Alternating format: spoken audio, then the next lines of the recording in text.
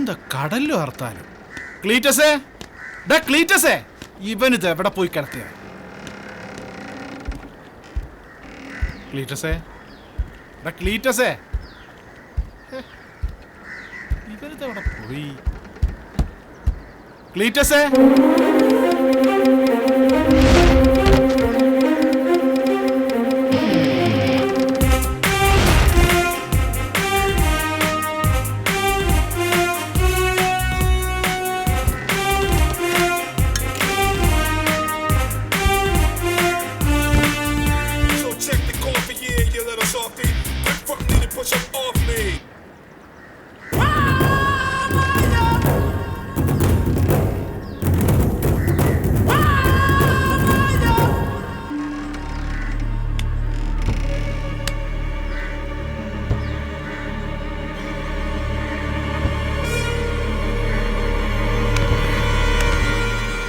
ആരാ?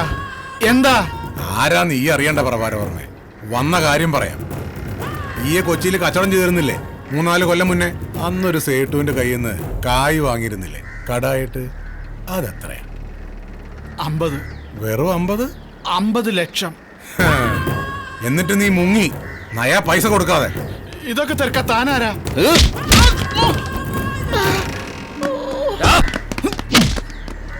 അന്നോടത് അറിയണ്ടെന്ന് പറഞ്ഞതല്ലടാ പന്നെ. ഞങ്ങളുടെ പേരും നാളും നോക്കാൻ നിൽക്കാതെ കാശിന്റെ പ്രശ്നം തീർത്ത് ജീവൻ രക്ഷിക്കണോ? ഞാൻ കൊടുത്തോളാം സേട്ടുവിന്. ഇപ്പൊ എത്ര ഉണ്ട് കയ്യില്?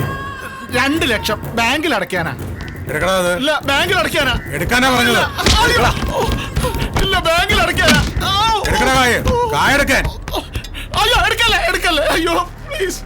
പലിശ കൂട്ടി 65 ലക്ഷം സേട്ടിന്റെ കണക്ക്. ബാക്കി എപ്പോ തരും? അടുത്ത മാസം. ഞങ്ങൾക്ക് ഒറ്റ വാക്കേ ഉള്ളൂ.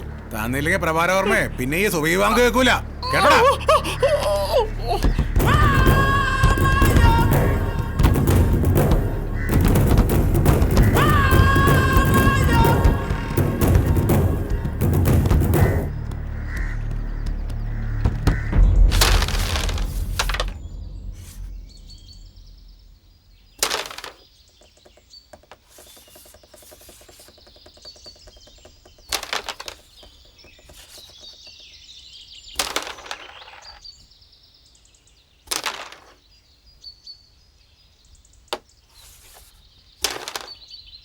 പടവീടന്റെ ഗുണ്ടകളെ പോലെ ചെതറിത്തെറിച്ച് പോയല്ലേ കാർത്തി.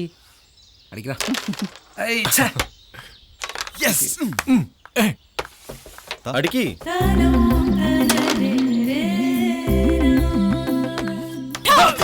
എന്തടി?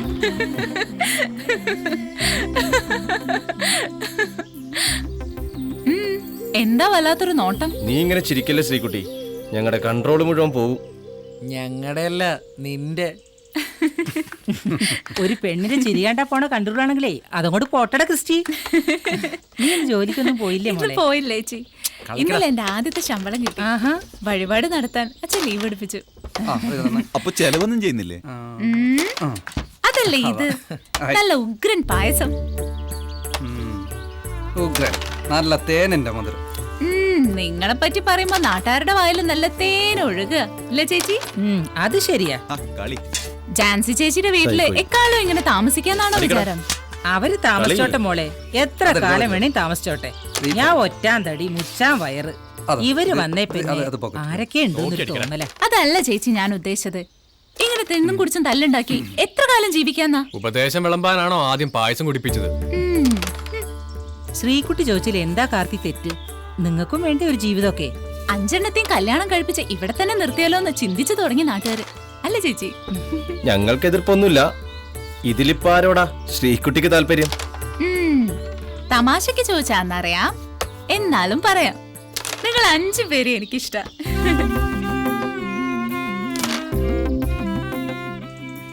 യാതൊരു പേടിയും കൂടാതെ ശത്രുക്കളോട് ഏറ്റുമുട്ടുന്ന നിങ്ങളുടെ തന്റെ ഇടം, ഉറച്ച മസിലുള്ള ശരീരം. പക്ഷേ ഒരു കുടുംബജീവിതത്തിന് ഇതൊന്നും പോരാ ക്രിസ്റ്റി.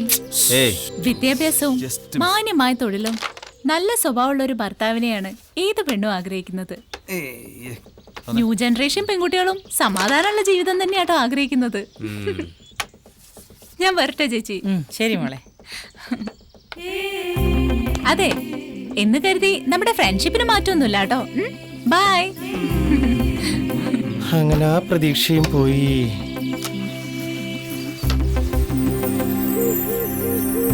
ചപ്പാത്തി എന്തോരം പിടിയും തരാം. എന്നാ ആ പൊറോട്ട ഇവിടെ കൊണ്ടൊന്നും നിൽക്കൂലെന്നാ തോന്നണേ.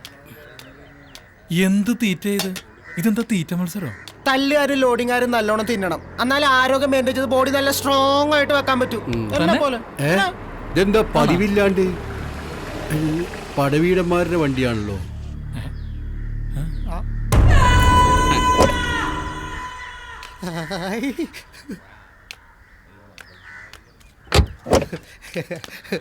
മലയാളി, ഇതാണ് എന്റെ കട, റിലയൻസ് ഫാസ്റ്റ് ഫുഡ്. അറിയാടോ, ഞാൻ ഇവരെ കാണാൻ വന്നതാ, ഈ മിടുക്കന്മാരെ.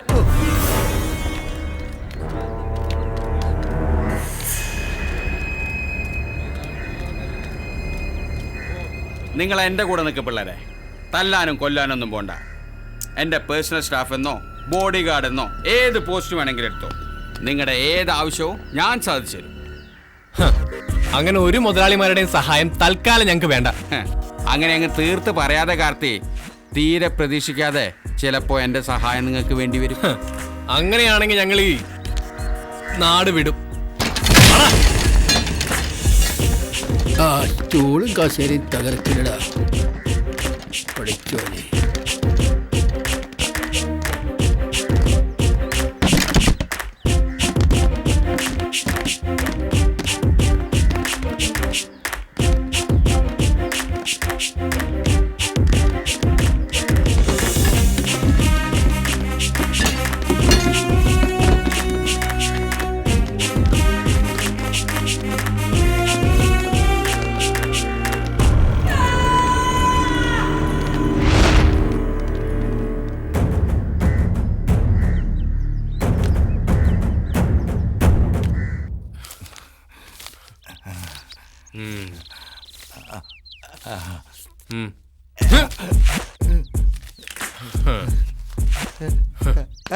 മോനെ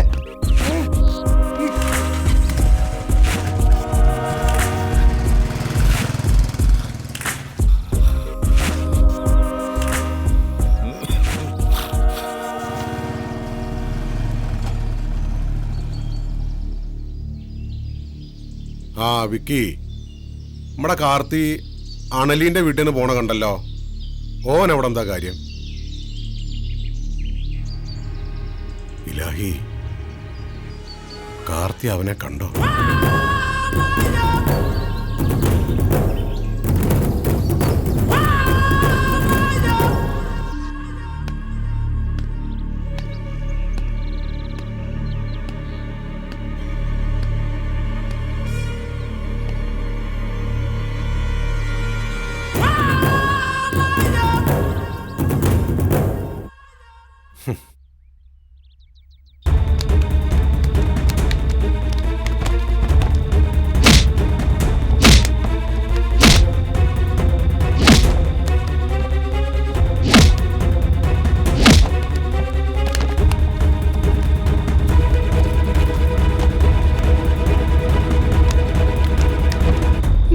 മോളുടെ നിക്കാനുള്ള പൈസയാണ്, പഠിച്ചോനെ ഓർത്ത് ഈ അത് കൊണ്ടുപോകരുത്. എന്റെ കാല് പുഴുത്തു പോകടാ, പുഴുത്തു പോകും.